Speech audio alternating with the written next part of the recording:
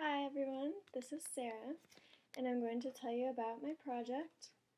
Now, I made these little sticky notes to make it easier to follow, but I didn't realize that they'd be backwards, so maybe you guys will still be able to read them.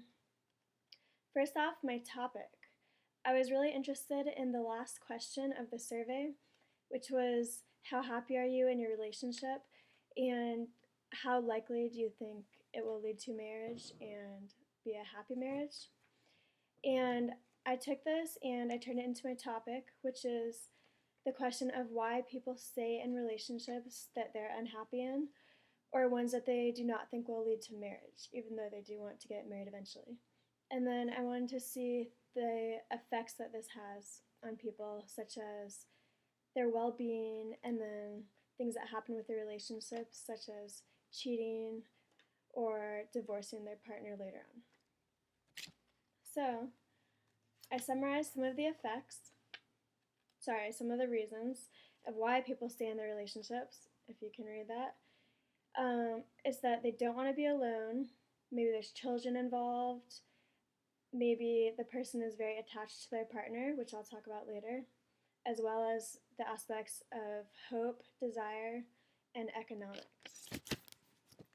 And major effects that happen when a partner stays in an unhappy relationship are the following.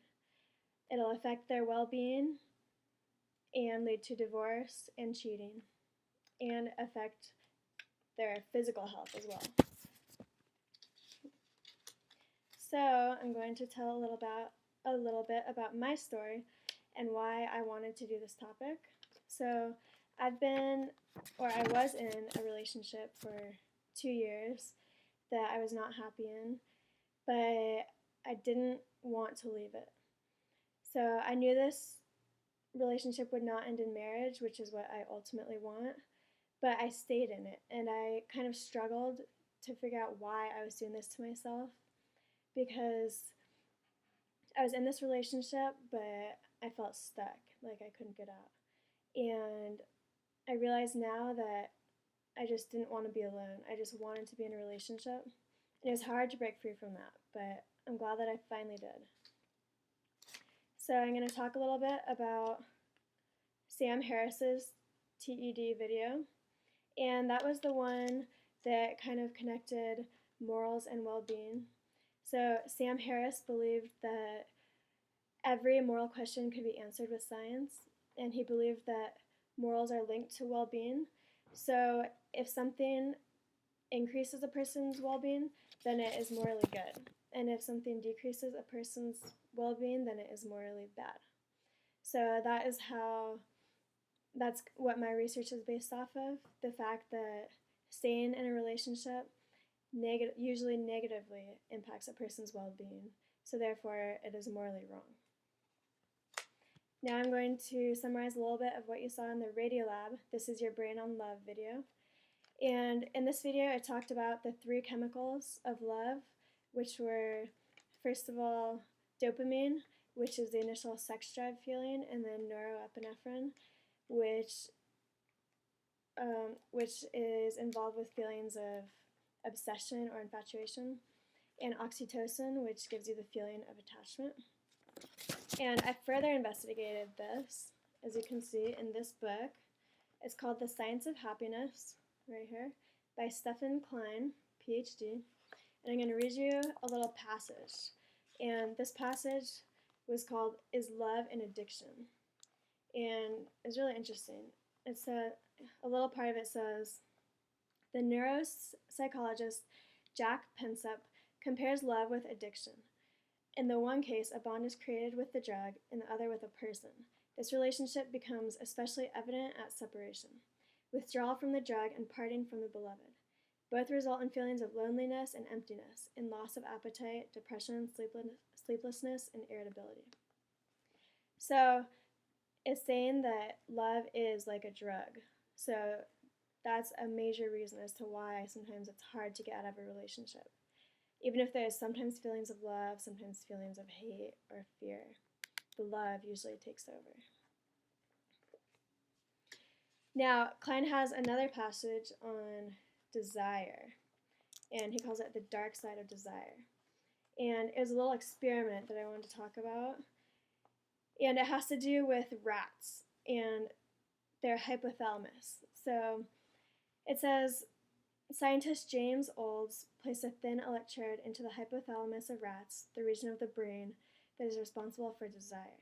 He attached the wire to a switch that the rats could activate to give themselves a small electric charge that would stimulate this part of the brain. The result was stunning. After a very short time, it was as if the rats were wedded to the switch. The poor creatures forgot everything else and kept pushing it again and again as if possessed, clocking up to 6,000 self-stimulations an hour. So this can also be the same case for humans. So sexual desire can take over many other emotions. Now I want to talk a little bit about Snarch and his ideas of differentiation. So in my research, I'm focusing on why a person should leave a relationship, and I know Snarch talks about why a person should stay in their relationship, but his ideas can relate to my research as well. So he basically says for differentiation that a person needs to maintain their sense of self in their relationship. And I just want to say that a person needs to figure out what is the real problem in their relationship. So whether it's a problem that they have with themselves and maybe need to step away from the relationship to work on themselves, or if it really is an issue with their partner and they need to leave because their partner is kind of degrading to their health. So there's one book by Seligson. It's called A Little Bit Married. And it's really interesting because it talks about relationships today versus 50 years ago. So it talks a lot about cohabiting, how a couple, I think 4.2 million couples, heterosexual couples today in the US cohabit. And this is so different from, say, 50 years ago, where people would get married in their early 20s usually, and now it's in their late 20s or early 30s. Now, as a result of this, sometimes it is beneficial to marriages, but sometimes it causes distress, and people wonder if they ever will get married. Another factor that goes into cohabiting is that a couple may get very comfortable with each other, but maybe they're not feeling in love, so this will not lead to marriage. Now, another really interesting aspect of my research is abuse. So I wasn't planning on studying this, but I found some really interesting data about why victims of abuse stay with their abuser. And there's also this cycle where the victim will try to leave their abuser, but then they'll actually return and maybe leave again and return. So I'm going to read a passage from this book by Sexuality. It's called The Illusion of Love. And I'm going to read a few reasons as to why a victim of abuse will stay with their abuser. So one reason is the extreme dependency on others due to either the lack of a clear identity or the inability to self-soothe. And another reason, which is mentioned many times in the book and is kind of the main focus, is the victim's part selves to the pattern of alternating, rejecting, and loving behaviors typical of abusers. So the abused victim will get used to this kind of struggle, and they'll want it almost.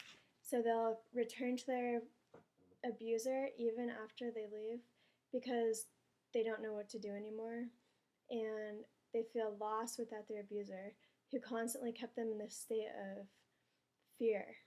And that was just built into their brain. And a lot of these victims end up with a lot of psychological problems. And they really need to seek help while they can before it's too late.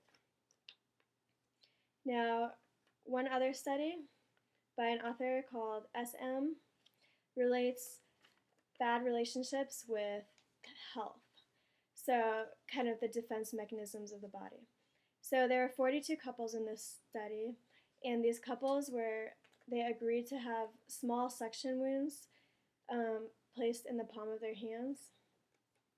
And these couples were told to talk about high stress situations such as economics, things like that, and whatever is stressful in their relationship. And then it was found that those couples who had happy relationships, their wounds on their palms healed much faster than those couples who were in high stress relationships or unhappy relationships.